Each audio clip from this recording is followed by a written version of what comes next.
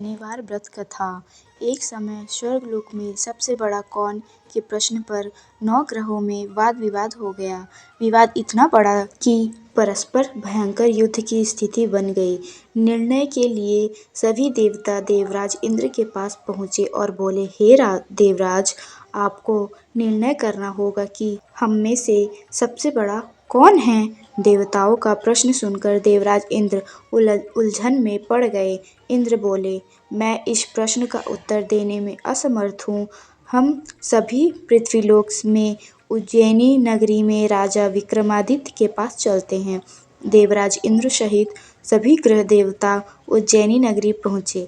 महल में पहुँचकर जब देवताओं ने उनसे अपना प्रश्न पूछा तो राजा विक्रमादित्य भी कुछ देर के लिए परेशान हो उठे, क्योंकि सभी देवता अपनी अपनी शक्तियों के कारण महान थे। किसी को भी छोटा या बड़ा कह देने से उनके क्रोध के प्रकोप से भयंकर हानि पहुंच सकती थी। अचानक राजा विक्रमादित्य को एक उपाय सूझा और उन्होंने विभिन्न धातुओं स्वर्ण, रजत, कांसा, ताम्र, सीसा, रांगा, जस्ता, अभ्रक व लोहे के 9 आसन बनवाए। धातुओं के गुणों के अनुसार सभी आसनों को एक दूसरे के पीछे रखवाकर उन्होंने देवताओं को अपने अपने सिंहासन पर बैठने को कहा। देवताओं के बैठने के बाद राजा विक्रमादित्य ने कहा, आपका निर्णय तो स्वयं होगा। जो सबसे पहले सिंहासन पर विराजमान है वही सबसे बड़ा है। राजा विक्रमादित्य के निर्णय को सुनकर शनि देवता ने सबसे पीछे आसन पर बैठने के कारण अपने को छोटा जानकर क्रोधित होकर कहा, राजा विक्रमादित्य, तुमने मुझे सबसे पीछे बैठाकर मेरा अपमान किया है। तुम मेरी शक्तियों से परिचित नहीं हो। मैं तुम्हारा सर्वनाश कर दूंगा। शनि ने कहा, सूर्य एक राशि पर 1 महीने, चंद्रमा 2.25 दिन, मंगल 1.5 महीने, बुध और शुक्र 1 महीने, बृहस्पति 13 महीने रहते हैं, लेकिन मैं किसी राशि पर 7.5 वर्ष 7.5 तक रहता हूँ। बड़े बड़े देवताओं को मैंने अपने प्रकोप से पीड़ित किया है। राम को 7.5 के कारण ही वन में जाकर रहना पड़ा और रावण को 7.5 के कारण ही युद्ध में मृत्यु का शिकार बनना पड़ा। राजा, अब तू भी मेरे प्रकोप से नहीं बच सकेगा। इसके बाद अन्य ग्रहों के देवता तो प्रसन्न के साथ चले गए, परंतु शनि देव बड़े क्रोध के साथ वहां से विदा हुए। राजा विक्रमादित्य पहले की तरह ही न्याय करते रहे। उन्हें राज्य में सभी स्त्री पुरुष बहुत आनंद से जीवन यापन कर रहे थे। कुछ दिन ऐसे ही बीत गए। उधर शनि देवता अपने अपमान को भूले नहीं थे। विक्रमादित्य से बदला लेने के लिए एक दिन शनि देव ने घोड़े की व्यापारी का रूप धारण किया और बहुत से घोड़ों के साथ उज्जैनी नगरी पहुंचे। राजा विक्रमादित्य ने राज्य में किसी घोड़े के व्यापारी के आने का समाचार सुना तो अपने अश्वपाल को कुछ घोड़े खरीदने के लिए भेजा। घोड़े बहुत कीमती थे। अश्वपाल ने जब वापस लौटकर इस संबंध में बताया तो राजा विक्रमादित्य ने स्वयं आकर एक सुंदर व शक्तिशाली घोड़े को पसंद किया। घोड़े की चाल देखने के लिए राजा उस घोड़े पर सवार हुए तो वह घोड़ा बिजली की गति से दौड़ पड़ा। तेजी से दौड़ता घोड़ा राजा को दूर एक जंगल में ले गया और फिर राजा को वहां गिराकर जंगल में कहीं गायब हो गया। राजा अपने नगर को लौटने के लिए जंगल में भटकने लगा, लेकिन उन्हें लौटने का कोई रास्ता नहीं मिला। राजा को भूख प्यास लग आई। बहुत घूमने पर उसे एक चरवाहा मिला। राजा ने उससे पानी मांगा। पानी पीकर राजा ने उस चरवाहे को अपनी अंगूठी दे दी। फिर उससे रास्ता पूछकर वह जंगल से निकलकर पास के नगर में पहुंचा। राजा ने एक सेठ की दुकान पर बैठकर कुछ देर आराम किया। उस सेठ ने राजा से बातचीत की तो राजा ने उसे बताया कि मैं उज्जैनी नगरी से आया हूँ। राजा के कुछ देर दुकान पर बैठने से सेठ जी की बहुत बिक्री हुई। सेठ ने राजा को बहुत भाग्यवान समझा और खुश होकर उसे अपने घर भोजन के लिए ले गया। सेठ के घर में सोने का एक हार खूंटी पर लटका हुआ था। राजा को उस कमरे में छोड़कर सेठ कुछ देर के लिए बाहर गया।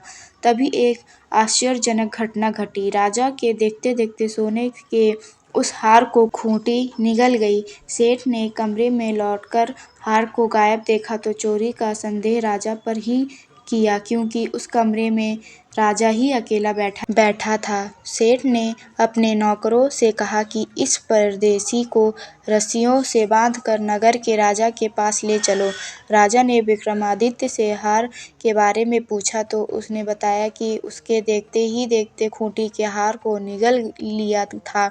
इस पर राजा ने क्रोधित होकर चोरी करने के अपराध में विक्रमादित्य के हाथ पांव काटने का आदेश दे दिया। राजा विक्रमादित्य के हाथ पांव काटकर उसे नगर की सड़क पर छोड़ दिया गया। कुछ दिन बाद एक तेली उसे उठाकर अपने घर ले गया और उसे अपने कोल्हू पर बैठा दिया। राजा आवाज देकर बैलों को हाँकता रहता। इस तरह तेली का बैल चलता रहा और राजा को भोजन मिलता रहा। शनि के प्रकोप की 6.5 पूरी होने पर वर्षा ऋतु प्रारंभ हुई।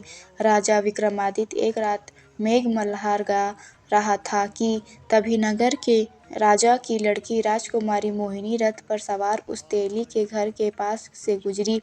उसने मेघ मल्हार सुना तो उसे बहुत अच्छा लगा और दासी को भेजकर गाने वाले को बुला लाने को कहा। दासी ने लौटकर राजकुमारी को अपंग राजा के बारे में सब कुछ बता दिया। राजकुमारी उसके मेघ मल्हार से बहुत मोहित हुई, अतः उसने सब कुछ जानकर भी अपंग राजा से विवाह करने का निश्चय कर लिया। राजकुमारी ने अपने माता पिता से जब यह बात कही तो वे हैरान रह गए। रानी ने मोहिनी को समझाया, बेटी तेरे भाग्य में तो किसी राजा की रानी होना लिखा है, फिर तो उस अपंग से विवाह करके अपना पांव पर कुल्हाड़ी क्यों मार रही है। राजकुमारी ने अपनी जिद नहीं छोड़ी। अपनी जिद पूरी कराने के लिए उसने भोजन करना छोड़ दिया और प्राण त्याग देने का निश्चय कर लिया। आखिर राजा रानी को विवश होकर अपंग विक्रमादित्य से राजकुमारी का विवाह करना पड़ा। विवाह के बाद राजा विक्रमादित्य और राजकुमारी तेली के घर में रहने लगे। उसी रात स्वप्न में शनिदेव ने राजा से कहा, राजा तुमने मेरा प्रकोप देख लिया, मैंने तुम्हें अपने अपमान का दंड दिया है। राजा ने शनिदेव से क्षमा करने को कहा और प्रार्थना की, हे शनिदेव आपने जितना दुख मुझे दिया है अन्य किसी को ना दे। शनिदेव ने कुछ सोचकर कहा, राजा मैं तुम्हारी प्रार्थना स्वीकार करता हूँ। जो कोई स्त्री पुरुष मेरी पूजा करेगा, शनिवार को व्रत करके मेरी व्रत कथा सुनेगा, उस पर मेरी अनुकंपा बनी रहेगी। प्रातःकाल राजा विक्रमादित्य की नींद खुली तो अपने हाथ पांव देखकर राजा को बहुत खुशी हुई। उसने मन ही मन शनिदेव को प्रणाम किया। राजकुमारी भी राजा के हाथ पांव सही सलामत देखकर आश्चर्य में डूब गई। तब राजा विक्रमादित्य ने अपना परिचय देते हुए शनिदेव के प्रकोप की सारी कहानी सुनाई। सेठ को जब इस बात का पता चला तो दौड़ता हुआ तेली के घर पहुंचा और राजा के चरणों पे गिरकर क्षमा मांगने लगा।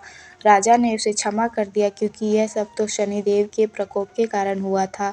सेठ राजा को अपने घर ले गया और उसे भोजन कराया। भोजन कराते समय एक आश्चर्यजनक घटना घटी। सबके देखते देखते उस खूंटी ने हार उगल दिया। सेठ जी ने अपनी बेटी का विवाह भी राजा के साथ कर दिया और बहुत से स्वर्ण आभूषण, धन आदि देकर राजा को विदा किया। राजा विक्रमादित्य राजकुमारी मोहिनी और सेठ की बेटी के साथ उज्जैनी पहुंचे तो नगरवासियों ने हर्ष से उनका स्वागत किया। अगले दिन राजा विक्रमादित्य ने पूरे राज्य में घोषणा कराई कि शनिदेव सब देवों में सर्वश्रेष्ठ हैं। प्रत्येक स्त्री पुरुष शनिवार को उनका व्रत करे और व्रत कथा अवश्य सुने। राजा विक्रमादित्य की घोषणा से शनिदेव बहुत प्रसन्न हुए। शनिवार का व्रत करने और व्रत कथा सुनने के कारण सभी लोगों की मनोकामनाएं शनिदेव की अनुकंपा से पूरी होने लगी। सभी लोग आनंद पूर्वक रहने लगे।